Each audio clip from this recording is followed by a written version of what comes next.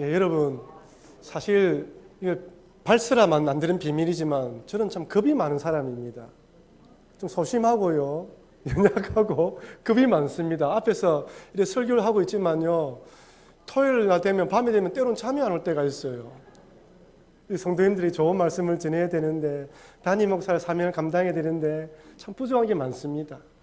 또 여러분 아시다시피 우리 교회가 뭐 좋든 나쁘든 참 어려운 일을 겪고 지금 한 단계씩 넘어가고 있는데, 참 늘 기도하면서 하나님, 참 소심하고 부족하고 연약한데 어쩌려고 지금 하나님께서 이러십니까? 라고 기도합니다.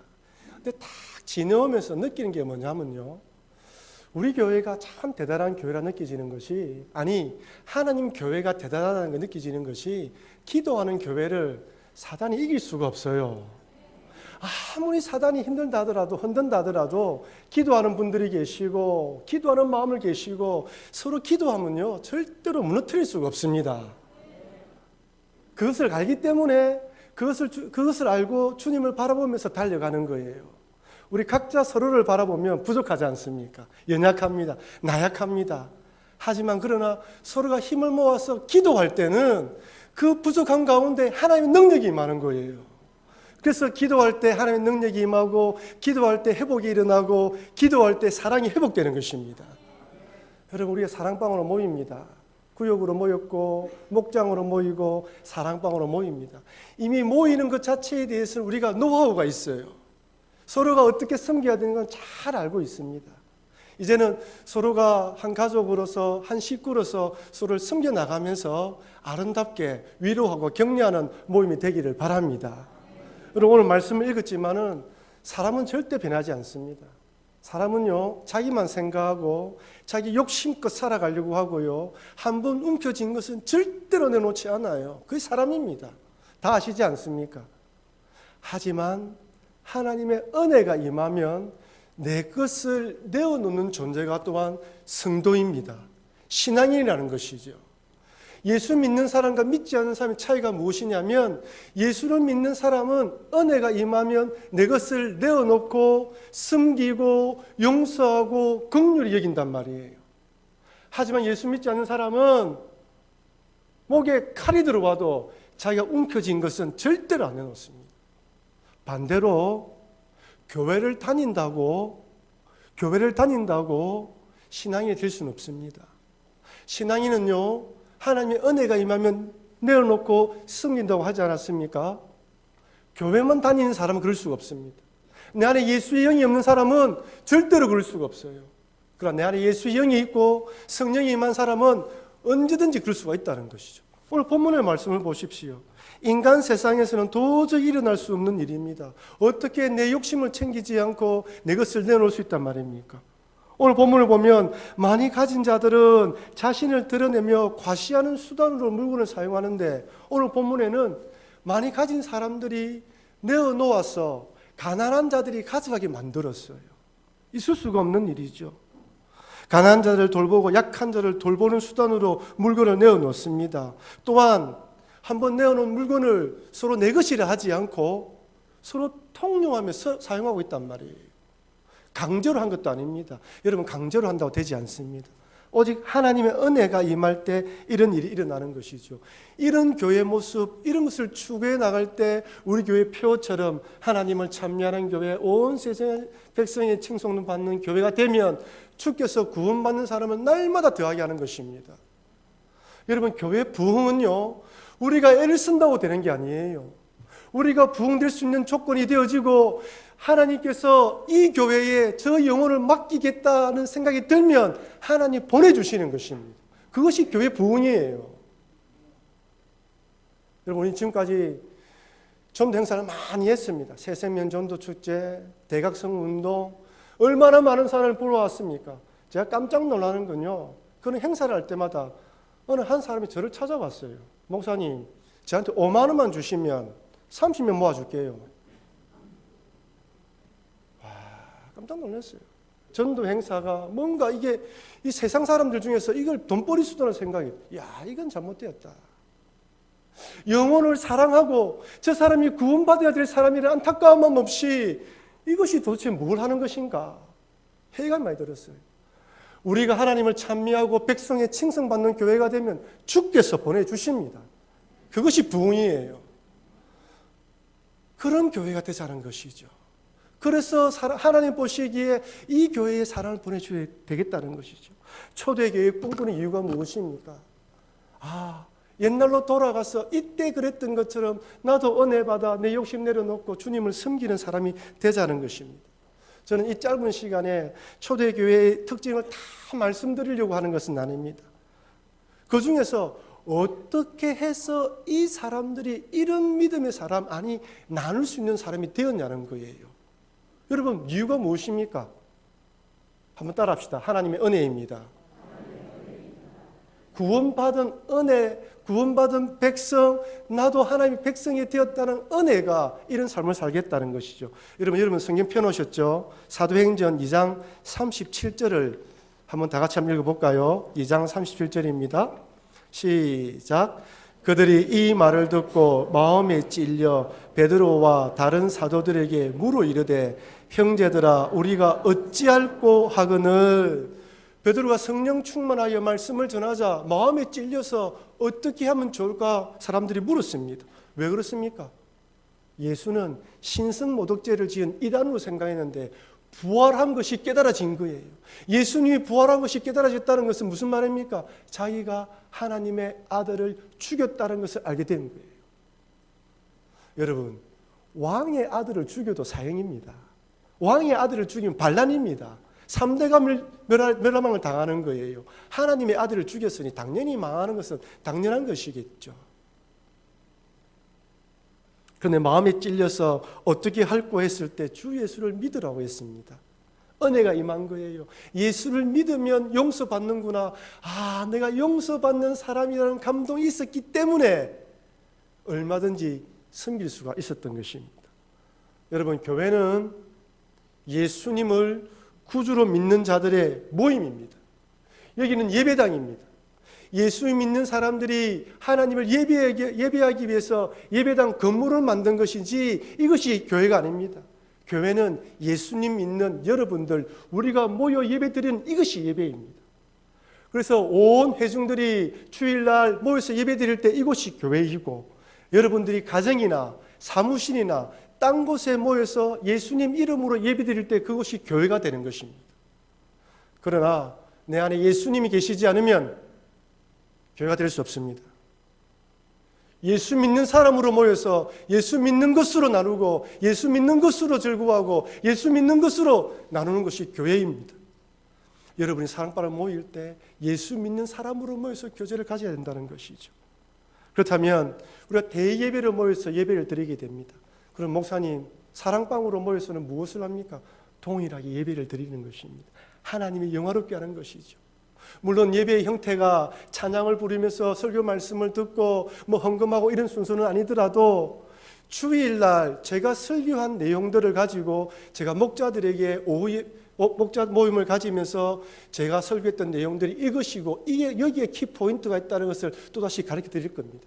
그 목자들은 사랑방 모임을 할 때 주일날 받은 말씀을 가지고 여러분들이 주일날 말씀 자료에 나와 있던 이 순수를 가지고 일주일 동안 어떤 삶을 살았는지 각기 나누면 되는 거예요.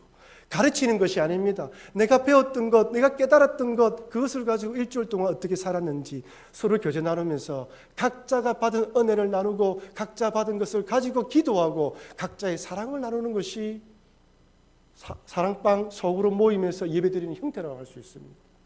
만약에 이것이 빠지고 그저 세상 모임처럼 먹고 마시고 노는 것이라면 예배가 아닙니다. 절대 잊지 마십시오. 두 번째, 모였으니까 예배를 드리고 사랑을 나누어야죠. 예수님으로 구원받은 사랑을 나누고 그 받은 사랑 때문에 또 사랑하는 것, 이것이 사랑방으로 모이는 이유입니다. 여러분, 다른 어떤 것보다 중요한 것이 사랑입니다. 갈수록 홀로 된 세대가 많습니다. 어르신들도 젊은 청년들도 혼자 사시고 홀로 계시는 분들이 많은데요. 좋긴 좋은데 힘든 게 외로운 겁니다. 그러나 우리가 이렇게 연결되어서 서로를 위해서 기도해주고 서로를 품어나갈 때 의지할 때가 있고 의지할 공간이 마련해지는 것입니다. 그래서 내가 의지할 곳은 이런 함께 할 수 있는 사람들이 있구나 생각하면서 손을 잡아줄 때 여러분 교회 안에 참된 사랑이 넘치는 것이죠.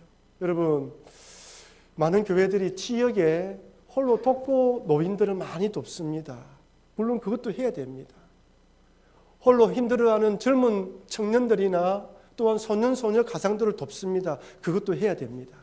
그러나 우리 사랑방 안에 있는 우리 어르신들, 우리 불신 가정에 나오는 아이들을 품고 기도하는 것, 이것 또한 중요한 일이라는 것이죠. 그것을 사랑방에서 하자는 것입니다. 저는 알다시피 불신 가정에서 교회를 다녔습니다.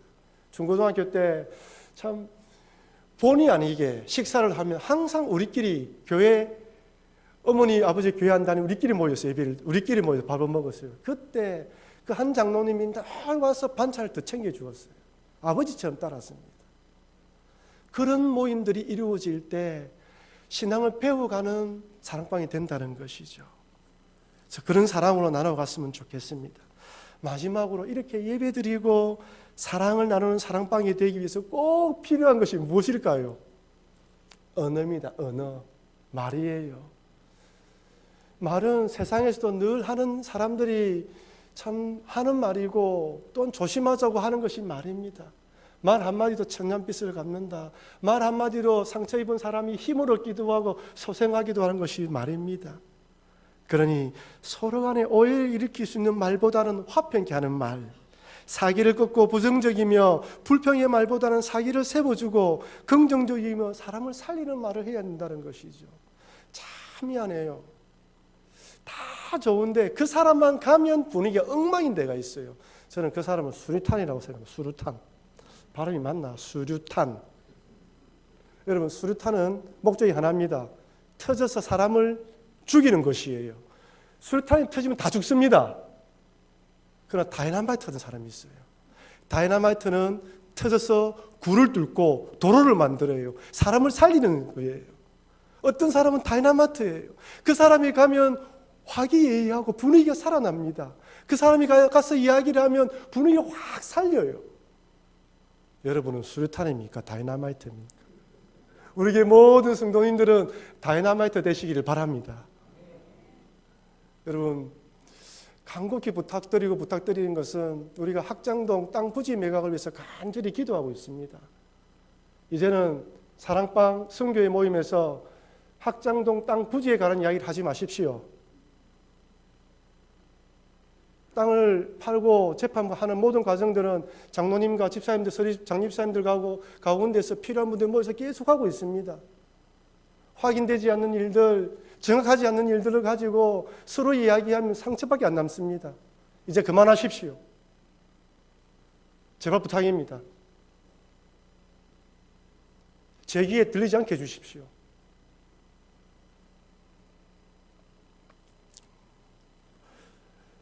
좋은 것들 우리가 충분히 나눠도 너무 하는 게 너무 많아요. 상처는 상처로 감고 시간이 지나면 하나님께서 어떻게 회복시키는지 바라보고 서로 격려하며 달려가는 우리 모든 부산북교의 성도님 되기를 주의 이름으로 축원합니다. 젊은 목사가 와서 아무것도 모르고 와서 어쨌든지 교회를 한번 살려보려고 애를 쓰고 있습니다. 잠 못 자는 날이 얼마나 많은지 모르시죠? 여러분 이제는 같이 달려가서 격려해야 됩니다. 제가 알고 있는 부산북교회 1996년 11월 달 처음 전도사로 부임해서 와서 사역하고 3년 유학 갔을 때 여러분들이 저에게 후원해 주시고 기도해 주셔서 공부했습니다. 돌아왔고 다시 부목사로 와서 여러분들이 저를 키워주셨잖아요. 아무것도 모르는 부목사, 불신 가정에 예수 믿어 나왔던 부목사, 이 동네에서 아무것도 모르는 저를 여러분들이 다 키워주셨습니다. 저를 또 담임을 청빙해 주셨지 않습니까? 저는 여기서 위임식을 할 때 두 가지 말씀을 드렸습니다. 첫째, 예수 믿지 않는 집안에 예수 믿게 하셔서 목사되어 계신 하나님 빚진 자로 살아가겠다라고 고백했고, 두 번째, 아무것도 모르는 저를 여러분들이 목사로 인정해 주셔가지고 키워주셨고 단임 목사로 세워주셨으니 빚진 자로서 내가 살아가겠다고 그때 서약을 했습니다. 절대 잊지 않습니다. 저는 빚진 마음이 있습니다. 빚진 마음으로 설교 준비를 하고요. 빚진 마음으로 기도를 합니다. 때로는 제가 부족하고 이야기해서 이거 어떻게 하면 좋을까? 나는 능력이 안 되는데 가슴을 치고 기도할 때도 많아요. 제가 이렇게 하지만 나중에 나도 어떤 목사가 될지 몰라서 두려울 때가 한두 번이 아닙니다. 그러나 그럴 때마다 기도하는 것이 하나님 초심 잃지 않게 해주십시오. 기도하는 거예요. 제가 그 목회를 하면서 얼마 되지 않지만 많은 분들 성도인데 저를 바라보는 눈빛으로 제가 살아갑니다.